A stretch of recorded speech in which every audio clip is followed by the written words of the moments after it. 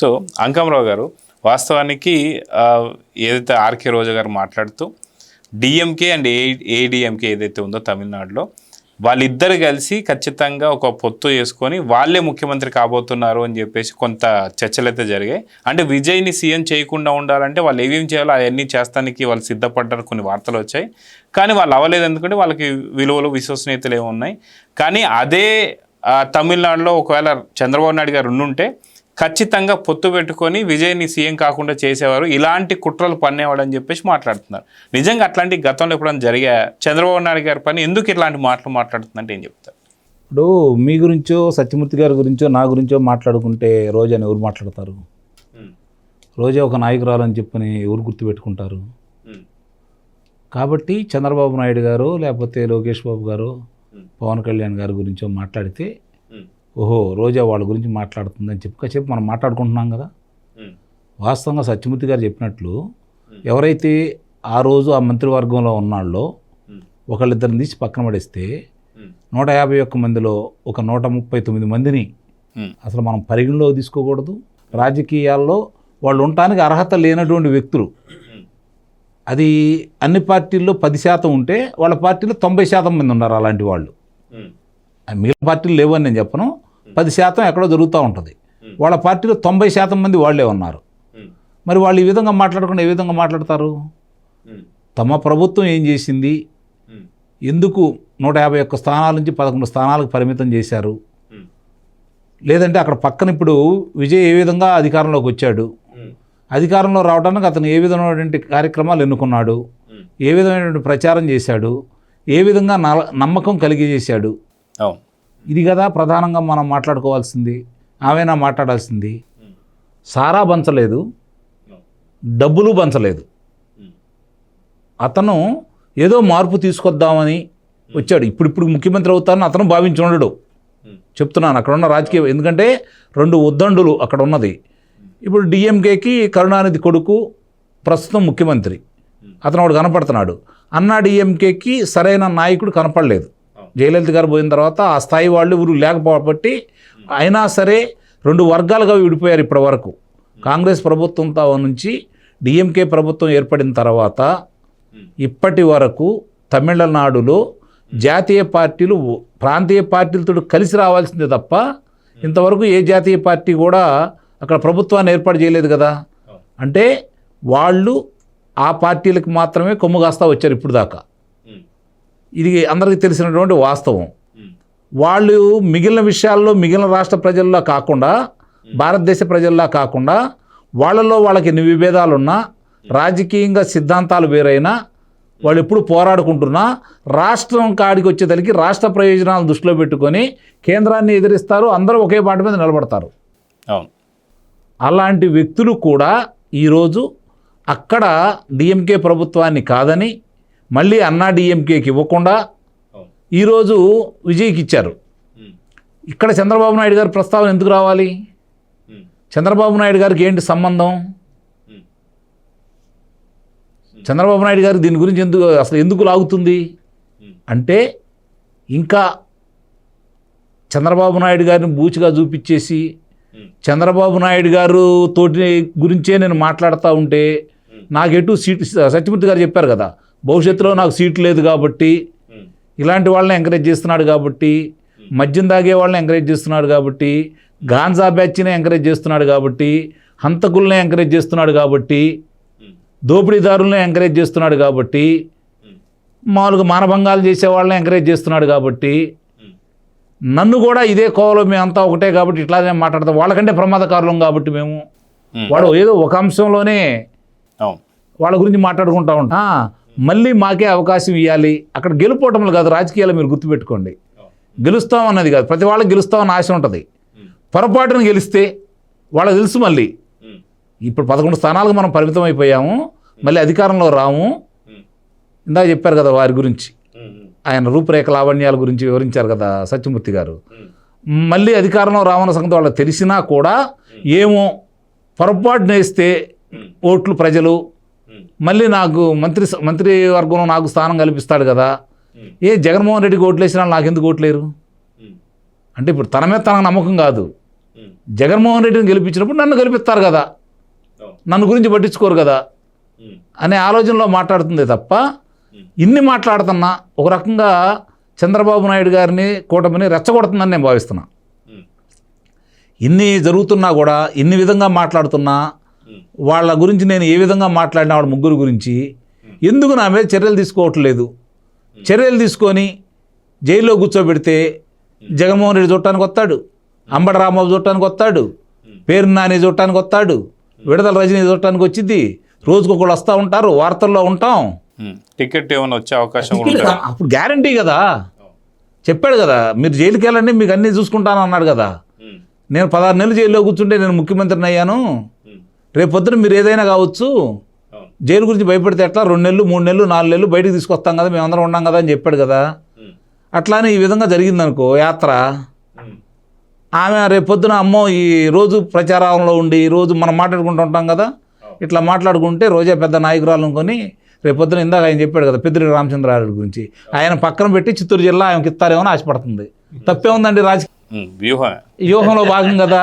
అలాంటి వ్యూహంలో భాగంగా చంద్రబాబు నాయుడు గారిని, పవన్ కళ్యాణ్ గారిని, లోకేష్ బాబు గారిని రెచ్చగొట్టాలని ప్రయత్నం చేస్తుంది. వీళ్ళు ఇలాంటి వాళ్ళని చాలామందిని చూశారు కాబట్టి చంద్రబాబు నాయుడు గారు నీ పని నువ్వు చేసుకో. ఇప్పుడు మామూలుగా బురదగుంట ఉంటుంది, బురదగుంట దాటి వెళ్ళేటప్పుడు ఏం చేస్తాం మనం, చాలా జాగ్రత్తగా పక్క నుంచి వెళ్తాం.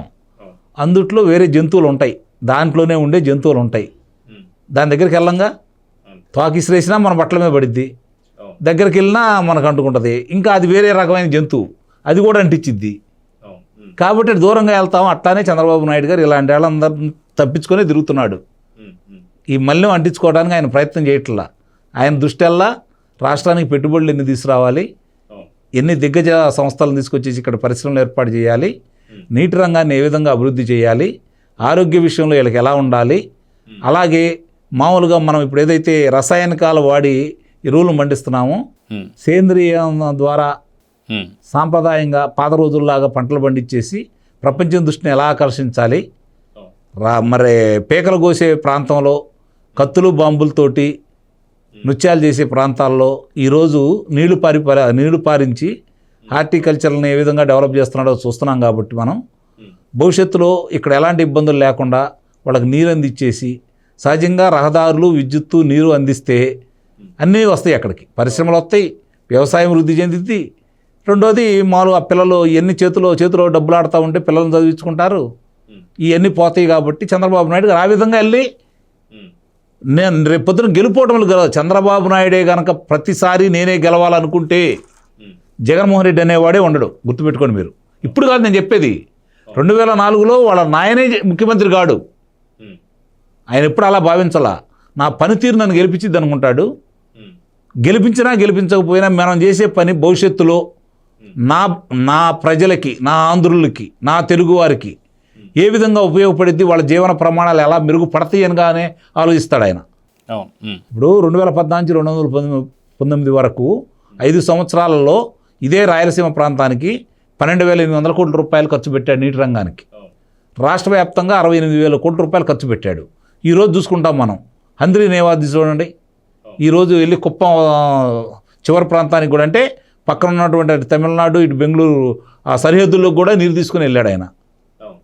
మొన్న ఈ మధ్యలో వచ్చాం మేము ఉరవకొండ, అసలు చూస్తూ ఉంటే ఇది రాయలసీమ అనంతపురం జిల్లా అనిపించింది ఆ నీళ్ళు అవన్నీ చూసిన తర్వాత. ఇదే మాట నేను మన పయ్యావుల కేశవ గారితో కూడా చెప్పాను, సార్ మీ ప్రాంతంలో నీరు చక్కగా తీసుకొచ్చారు, పంటలు బాగున్నాయి అని చెప్పని. ఇది ప్రజలు కోరుకునేది. చంద్రబాబు నాయుడు గారు ఉన్నారు, ఒకసారి పొరపాటు జరిగింది, వీళ్ళతో పెట్టుకుంటా ఉంటే అభివృద్ధి ఆగిపోయింది, అప్పులు ఇచ్చేవాళ్ళు లేరు, ఎలా నడపాలి ఈ రాష్ట్రాన్ని. కాబట్టి మనకు పరిశ్రమలు కావాలి అని చెప్పి ఆయన దానికోసం పాటుపడుతున్నారు. ఈ రోజానో కూజానో ఇంకో బేజానో వీళ్ళతో పెట్టుకోవాల్సిన ఆలోచన ఆయనకి లేదు. ఆయన దృష్టిలో వీళ్ళు అసలు ఎవరు కూడా రాజకీయ నాయకులు కాదు. ఆయన కాతే ఆయన బాధపడేది ఏంటంటే ఎలాంటి ఉద్దండులతో నేను పోటీ పడ్డాను, ఎలాంటి నాయకులతో మీద నేను పోరాడాను, ఈరోజు ఈ పరిస్థితి నాకు ఎందుకు రావాలి అంటే ఇక్కడ నాయకులను చూసి బాధపడుతున్నాడే తప్ప ఇంకా ఈ వయసులో ఇందాక చెప్పారు కదా, ఈ నిన్న ఎక్కడున్నాడు, ఈ పూట ఎక్కడున్నాడు, సాయంత్రం ఎక్కడున్నాడో మీరు చూసుకోండి. మామూలుగా ఇప్పుడు నేను గుంటూరు నుంచి ఇక్కడి నుంచి గుంటూరుకి వెళ్తూ ఉంటా. వెళ్ళినప్పుడు మామూలుగా కారులో వెళ్ళి ప్రయాణం చేయడంలోనే విశ్రాంతి తీసుకుంటాం. తెల్లారి పొద్దున్నే ఎప్పుడు మెలుగు వస్తే అప్పుడు లేచి పనులు చూసుకుంటూ ఉంటాం. మరి ఆయన మనిషో మనిషో నాకైతే అర్థం కాదు. మరి ఆయన వయసు ఇవన్నీ చూసుకున్నా కూడా ఆయన పడే శ్రమ ఈ రాష్ట్ర ప్రజల కోసం, ఈ యువత కోసం, అధికారంలో లేనప్పుడే 2047 గురించి ఆలోచించిన పెద్ద మనిషి. మరి అధికారంలో ఉన్నప్పుడు 20 లక్షల ఉద్యోగాలు అన్నాడు, ఇప్పుడు 50 లక్షలకు వెళ్తున్నాడు. ఎందుకంటే ఈ 23 నెలల కాలంలోనే ఆయన 23 లక్షల కోట్ల రూపాయలు పెట్టుబడులు తీసుకొచ్చుకున్నాడు కాబట్టి. ఇప్పుడు గ్రౌండింగ్ అవుతుంది. సహజంగానే గతంలో చెప్పారు ఒకసారి సత్యమూర్తి గారు, ఏదన్నా ఇలాంటివి వచ్చినప్పుడు 30-40% కనుక గ్రౌండ్ అయితే చాలా గొప్ప. ఈరోజు 80% గ్రౌండింగ్ అవుతున్న మిగిలిన 20% ఎందుకు కాలేదని ఎమ్మడబడుతున్నాడు ఆయన. ఈరోజు వాళ్ళ అబ్బాయి దానికి ఆయనకి ఏమాత్రం తీసిపోని విధంగా లోకేష్ బాబు పనిచేస్తూనే ఉన్నాడు.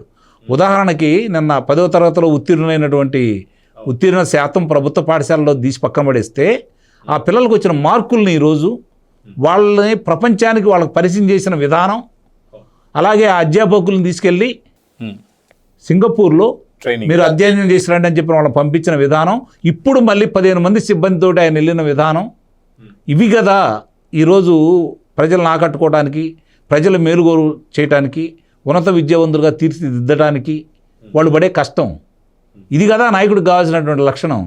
అంతే తప్ప చదవండి, మీరు చచ్చి నేను అధికారంలోకి వస్తాను, నేను మాత్రం బజారుకి రాను, ధర్నాలు చేయను, హర్తాళ్ళు చేయను, మీరే అన్నీ చేయండి, మీ మీదే కేసులు పెట్టించుకోండి, మీరే చచ్చిపోండి, మీరు చచ్చిపోండి నన్ను ముఖ్యమంత్రిని చేయండి, మీరు చచ్చిపోండి నన్ను ముఖ్యమంత్రిని చేయండి, ఇదే కదా ఆలోచన. ఈయనేమంటున్నాడు ఈరోజు? సార్ ఆయన చాలామంది కూడా భయపడుతున్నారు. ఎందుకంటే ఆయన ప్రజల్లోకి వెళ్ళే విధానం చూసుకుంటే, చంద్రబాబు నాయుడు గారు ప్రజల్లోకి వెళ్ళే మమేకమైన విధానం చూసుకుంటే ఆయన ఏమనుకుంటున్నాడు? నన్ను ప్రజలు రక్షిస్తారనుకుంటున్నాడు. జగన్మోహన్ రెడ్డి ఏమనుకున్నాడు? 896 మంది సిబ్బంది నన్ను రక్షించాలనుకున్నాడు. అవునా కదా సత్యమూర్తి గారు? చంద్రబాబు నాయుడు గారు ఏమనుకుంటున్నాడు? ఈ ప్రజలు వీళ్ళ కోసమే కదా నేను చేస్తుంది, వాళ్ళే నన్ను రక్షించుకుంటారు, వాళ్ళే నాకు రక్షణ అని చెప్పిన వాళ్ళలోకి వెళ్తున్నాడు. ఆటో వాళ్ళతో మాట్లాడుతున్నాడు, మామూలుగా కిళ్ళి కొట్టాలతో మాట్లాడుతున్నాడు, టీ బంకుల్లోకి వెళ్ళి కూర్చుంటున్నాడు, వయోవృద్ధుల ఇళ్ళకి వెళ్ళి మాట్లాడుకుంటున్నాడు. ఆయన ఆ విధంగా చేసుకుని వెళ్తున్నాడు. చెట్లు పెంచుతున్నాడు, నువ్వు చెట్లు నరికావు ఎక్కడికైనా వెళ్ళాలంటే. ఇప్పుడు ఆయన ఏమంటున్నాడు? ప్రకృతిని మళ్ళీ మనం ప్రకృతిని దాన్ని పెంచుకుంటే తప్ప ప్రకృతి మనం రక్షించిద్ది అని చెప్పని ఆ విధంగా ఆయన ముందుకెళ్తున్నాడు. ఏదేమైనా సరే చంద్రబాబు నాయుడు గారిది కొన్ని విషయాల్లో నాకు నచ్చకపోయినా, కొంతమంది మీద చర్యలు తీసుకోకపోవడం నాకు నచ్చకపోయినా, మా బిడ్డల భవిష్యత్తుకి, వాళ్ళ బిడ్డల భవిష్యత్తుకి చంద్రబాబు నాయుడు గారు లాంటి వ్యక్తి ముఖ్యమంత్రిగా ఇంకో పర్యాయం వస్తే తప్ప ఈ ఆంధ్ర రాష్ట్ర ప్రజలకి మేలు జరగదనైతే నేను మనస్ఫూర్తిగా భావిస్తున్నాను. Please subscribe to Leo news for more videos.